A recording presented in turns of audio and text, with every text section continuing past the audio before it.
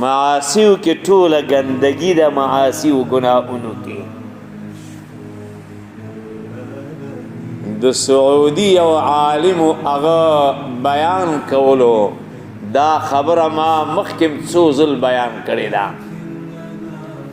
خو بیا رایاده شوه نو بیا به یې یاداشت وکړمه. یو نوجوانه جنۍ وه او د ګناهونو په ډنډونو کې غوټې والې، زندگی ټوله اندې کې فحشا و منکر کې تېروله. هغه عالم فرمایي وی دا زنانه او دا نوجوانه وی چې خپله قصه اورئ چې یو شپه کور ته راغلم ناوخته، زندگی را باندې تنګه شه ډېره، او داسې اسباب او آلات می لټول چې خودکشي ور باندې وکما، ځان قتل کما، د زندګۍ ته د فنا تیلې او ماچس ورکما چې وسوځي ختمه شي دا زندګي. اسباب می لټول، وی آشپزخانې کچن ته لاړم، یو غټه چاړه په راس راغله او شپې ناوخته ټیم دی او کمرې ته لاړم، سوچ او فکر په سمندر کې ډوبه شوم، روانه یم همداسې.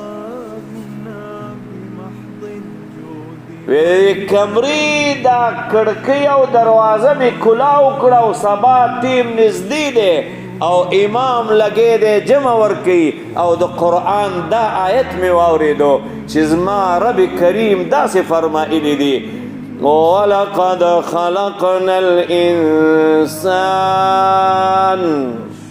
وَنَعْلَمُ مَا تُوَسْوِسُ بِهِ نَفْسُهُ وَنَحْنُ أَقْرَبُ إِلَيْهِ مِنْ حَبْلِ الْوَرِيدِ.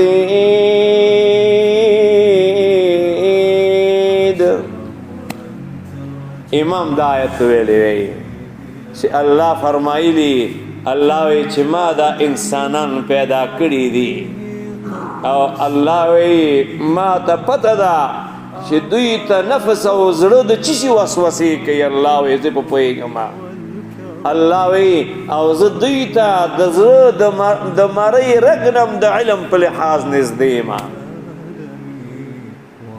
زنانه وی چې دا آیت مې واورېدو زما دماغو کې ناشنا ټک وشو بل شان ته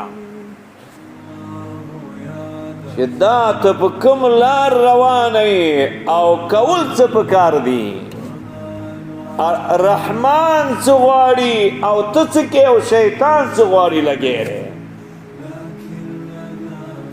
ولاړم او دس مې وکړو، راغلم کېناستم په جای نماز او مسله باندې او مونځ مې وکړو او په دې سجده کې مې الله ته ډېر زیاتې جړاګانې وکړې، ډېر زیات مې الله ته وجړل، ډېره پښیمانتیا او توبه مې الله ته وړاندې کړه، دومره مې وجړل چې انتهایی نشته وی. وی د هغې نه وروستو الله ما ته د تقوا لباس نصیب کړو، د تقوا لباس باندې الله مشرف او عزتمنه کړم او د الله سره د تعلق او د ایمان سره تعلق او هغې نه وروسته زه بدله شوم، بې د تقوا نمونه او سمپل جوړه شو دا زنانه. د قرآن یو آیت بدله کړه، د قرآن یو آیت وَلَقَدْ خَلَقْنَا الْإِنسَانَ وَنَعْلَمُ مَا تُوَسْوِسُ بِهِ نَفْسُهُ. افسوس د هغه انسان په حال چې ټول قرآن دا نه بدلوي، چې د قرآن آیتونه دا نه بدلوي، د قرآن سورتونه دا نه بدلوي. ډېر انتهایی نهایت بدبخت انسان، نهایت بی برخ انسان، نهایت بدنصیب انسان، ورنه د قرآن یو آیت تا بدلی، یو آیت دی بدلی، نو خوږه زندگی بس هغه د دینداری او د تقوا زندگی ده، بس نو ټول گزار کا.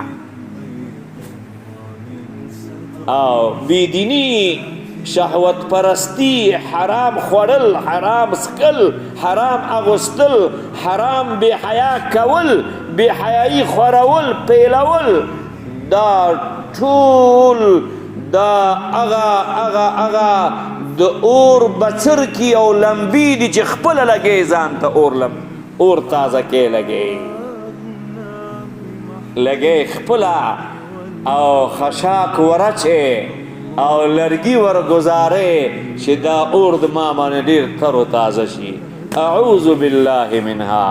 الله مونږ ته هدایت وکا، ای د عرش مالک مونږ ته هدایت وکا.